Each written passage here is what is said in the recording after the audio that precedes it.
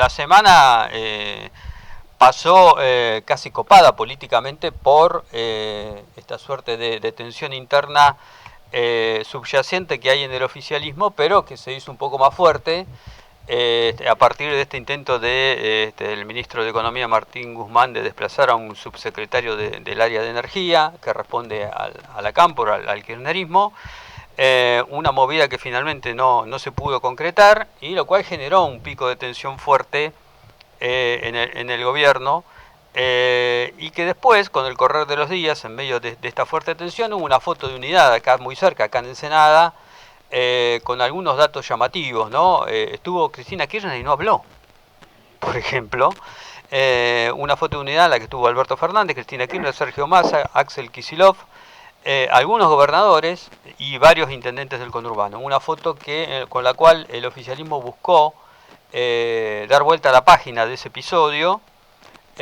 Incluso el propio Alberto Fernández se encargó de decir: esta es la foto de unidad, no busquen otra cuestión. Pero bueno, se ve que en el oficialismo estas tensiones existen y hay que ver ahora cuál es la suerte de Martín Guzmán, que va a acompañar al presidente de una gira, y cómo va a decantar esa tensión interna que existe en el gobierno y en el frente de todos. Bueno, un poco para ayudarnos, Roberto, a analizar esta cuestión, cómo se ve desde afuera, convocamos a Gustavo Córdoba, el consultor Gustavo Córdoba de la consultora Suban Córdoba y Asociados. ¿Qué tal, Gustavo? ¿Cómo andás? José Picón y Roberto Pascual te saludan. ¿Cómo va? Roberto, José, ¿cómo les va? Un gusto estar con ustedes. Bueno, Gustavo. Muy bien. Che, ¿cómo ves, Gustavo, esta situación interna del gobierno, del oficialismo? ¿Esto está impactando sobre la opinión pública, sobre cómo ve la gente al gobierno? ¿O al gobierno le preocupan más que estas cuestiones, digamos, domésticas, le preocupa más la economía o la pandemia? No, primero hay que decir, José, Roberto, que la clave en términos de opinión pública, esto no pasa ni cerca de las principales preocupaciones, que siguen siendo el tema inflacionario, el tema sanitario, el tema empleo, ¿no? La desocupación. Me parece que son los temas top de la sociedad argentina en este momento. Sí, creo yo que estas diferencias de opinión y diferencias de criterio dentro del gobierno son preocupantes porque no son exclusivamente de un sector del gobierno, sino que se pueden ver en toda la gestión gubernamental. Y ahí es donde me parece que también hubo, además de estas diferencias internas de la coalición gobernante, diferencias de criterio y de acciones, también hubo una acción interesada, ¿no?, de una parte de los medios opositores que amplificaron esto, obviamente con legitimidad.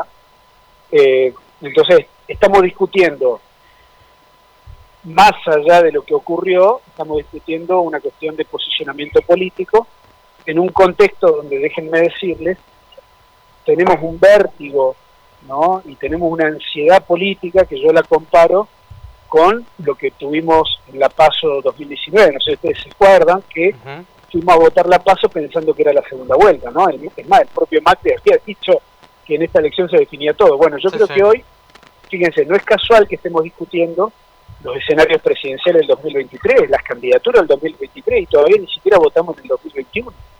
Entonces, creo que hay que darle a cada tema su importancia. Es un tema crítico del gobierno, claramente sí. Es un tema de la coalición gobernante que no sabe disimular sus diferencias hacia afuera, sí, también. Creo que no tenemos una cultura coalicional, ni el propio Cambiemos, cuando este gobierno tuvo ese desempeño virtuoso, por decirlo de alguna manera, pero de ahí a creer que esto va a impactar en la línea de flotación del gobierno y que va a favorecer, por ejemplo, a algún sector de la oposición, yo eso no lo estoy viendo, al menos no sale en la mayoría de los estudios que estamos haciendo. ¿Y vos crees que va a impactar más, por ejemplo, la gente se va a inclinar más por cómo esté el momento económico a la hora de votar? Hay mucha discusión, si va a pesar más la pandemia, el manejo de la pandemia, la vacunación o la situación económica. ¿Vos qué crees en ese sentido? Es posible que sea un mix de todo. Lo que sí sabemos, más allá que hoy no sabemos cuándo vamos a votar, ¿no? Sí sabemos que cuando votemos, posiblemente octubre o noviembre, el calendario de vacunación va a ser más aplicado, ¿no? Va a estar un porcentaje mayor de la población argentina vacunada, y esperamos que la economía dé alguna señal de recupero, ¿no? Evidentemente tras un acuerdo con el Fondo Monetario, eso puede darse. si es que efectivamente el gobierno logra controlar la inflación. Yo creo que va a ser un mix de varias cuestiones, pero creo que lo económico y la cantidad de vacunas aplicadas van a tener directamente relación. Y déjenme decirles que esto que plantea José recién es lo que yo vengo sosteniendo. El voto es contextual.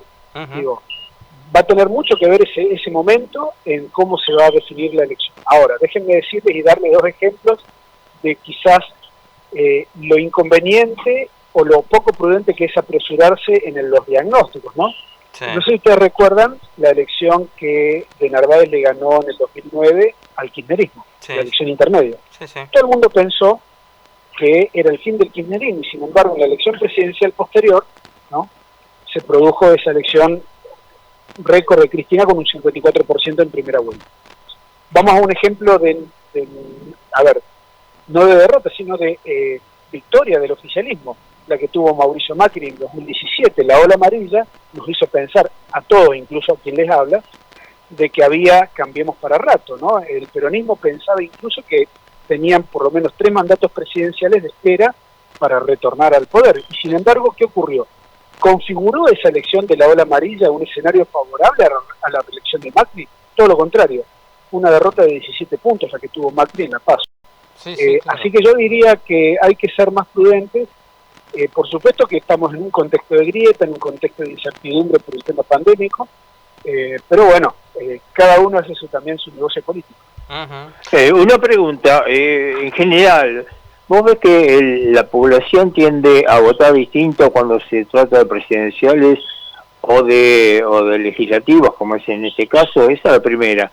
Y la segunda pasada hablábamos con otro consultor respecto a que no hay opciones de una tercera fuerza. Ayer yo escuché un comentarista diciendo que Schiaretti está analizando la posibilidad de lanzar su propia fórmula de cara a las elecciones del 2023. ¿A vos te parece que no hay espacio para una tercera opción? A ver, yo lo que veo es que esa tercera opción siempre es muy conversado el tema, pero muy poco representado, ¿no? Pero sí creo que el moderado en la Argentina tiene la opción de ser el que inclina la balanza. La inclinó en el 2015 a favor de Macri, la inclinó a favor de Alberto en el 2019, así que vaya si tiene importancia. El problema es que la representación política no se da por obra de la casualidad. No es porque de pronto un dirigente diga yo quiero ser presidente y representar a los moderados. Es una construcción, digamos, al principio simbólica, pero que además también requiere un grado de previsibilidad y de construcción política muy fuerte, ¿no? Digo, no tiene que ser solamente un gobernador que diga yo quiero ser presidente en el 2023. Digo, si fuese tan fácil, imaginemos que representar a esa mayoría silenciosa que no está en ambos lados de la grieta sería mucho más fácil de lo que realmente es.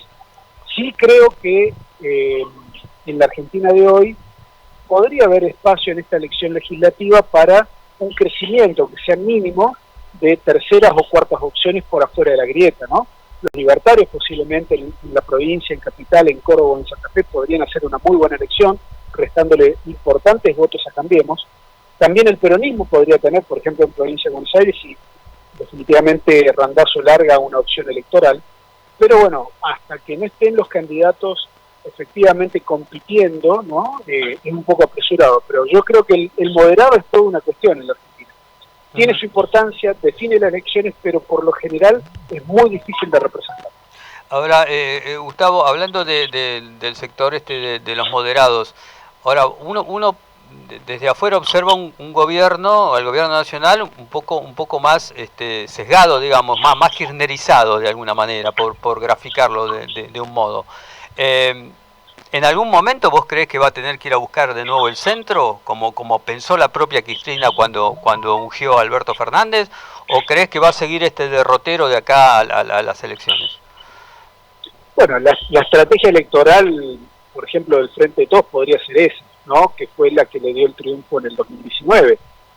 No nos olvidemos que en el 2017 el peronismo fue dividido en 4 sectores, ¿no? A nivel país. Claro. Y que si uno suma esos 4 sectores en los cuales fue dividido el peronismo, da matemáticamente más o menos lo mismo que de lo que sacó Alberto Fernández para presidente. Así que yo diría que es toda una cuestión. hay que ver qué grado de afectación tiene el momento económico cuando tengamos que votar. Pero yo creo que ya la vacunación va a ser un elemento favorable al gobierno, ¿no? Porque hay una correlación, lo estamos viendo, entre quienes son población ya vacunada. La imagen del gobierno ha tendido a subir paulatinamente y muestran un comportamiento más favorable a votar a los candidatos del gobierno. Habrá que ver si eso se sostiene a lo largo del tiempo. Y un segundo elemento que creo que es el más crítico de todos, que es si la gente va a ir a votar efectivamente en este contexto de pandemia. Claro. Déjenme darles un ejemplo. En la elección del 29 de noviembre pasado, de intendente en la ciudad de Río Cuarto, que fue la elección más importante en contexto de pandemia que hemos tenido hasta el día de hoy, nosotros hicimos una serie de preguntas y siempre preguntamos esto. En 5 oportunidades preguntamos, ¿usted va a ir a votar seguro en este contexto probablemente o no iría a votar? Y nos llamó la atención que siempre el que decía que iba a ir a votar seguro era de un 50%. Ajá. Si ustedes ven el porcentaje de participación electoral del 29 de noviembre, se van a encontrar con esa sorpresa. Votó solamente el 50% del padrón. Claro, claro. Entonces, en la Argentina de hoy no es menor y no es nada inocente ni neutro que un sector tan importante se abstenga de votar. Sí, ahí siguiendo un poco tu razonamiento, dicen ahí que Juntos por el Cambio, una de las que más presiona para atrasar la elección, digamos, pasarla de agosto a septiembre, la PASO, si es que finalmente se hace, es Elisa Carrió, que justamente tiene parte lee esto, diciendo que el electorado mayor, que sería el más refractario de ir a votar por temor, quizás ya esté absolutamente vacunado para septiembre y pueda concurrir masivamente a votar en general, porque es un electorado que se inclina más por la oposición, o en este caso por Juntos por el Cambio. Bueno, yo creo que la población mayor que va a estar más vacunada, el gobierno ahí está traccionando de una manera distinta, ¿no? De cualquier manera, Carrió, digamos, no es muy eficiente en los pronósticos electorales. Sí, sí. ¿Se acuerdan cuando le pidió a los esquiadores que volvieran de Europa? Bueno, sí. En el mismo sentido, vos decías que la gente que se vacunaba tenía una mejor visión del gobierno. Justamente, la que se vacunó fueron los mayores de 65 años, que supuestamente es la población, el grupo etario que más apoya Juntos por el Cambio. ¿Hay una modificación ahí de las intenciones del voto a partir de la vacunación o no? Porque vos decís que... Bueno, a ver, puede haberlas. No nos olvidemos que aún una mínima diferencia puede tener altos impactos en la representación política, ¿no? Lo que digo es que hoy es muy difícil establecer una línea de pronóstico respecto de cómo van a votar los argentinos a fin de año. Digo, está en la dificultad que tenemos, porque además sí lo que podemos decir es que hay un grado de bronca en la sociedad argentina, ¿no? Con las dirigencias en general, no solamente con el gobierno o con la oposición, que también dificulta un poco este pronóstico.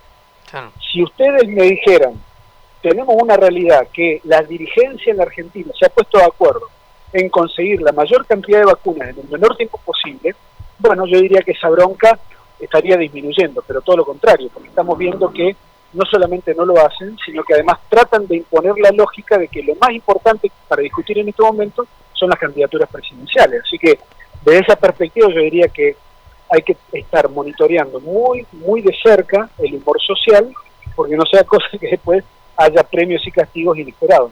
Ahora, Gustavo, ahora te voy a preguntar un poco por la oposición, pero estás hablando ya en dos partes de tu respuesta, hablaste de candidaturas presidenciales. Sé que nadie tiene la bola de cristal, pero 2023, ¿a quién te imaginas de candidato a presidente por el Frente de Todos? Por lo general hay muy pocos cambios respecto de lo que hoy tenemos a tan poco tiempo, ¿no? Uh-huh. Es probable que el Frente de Todos insista con Alberto Fernández. Si hay una mejora en la economía, es probable que sea el candidato número 1. Él mismo se encargó de abrir el juego a otros posibles candidatos, ¿no? En su discurso de Berisso.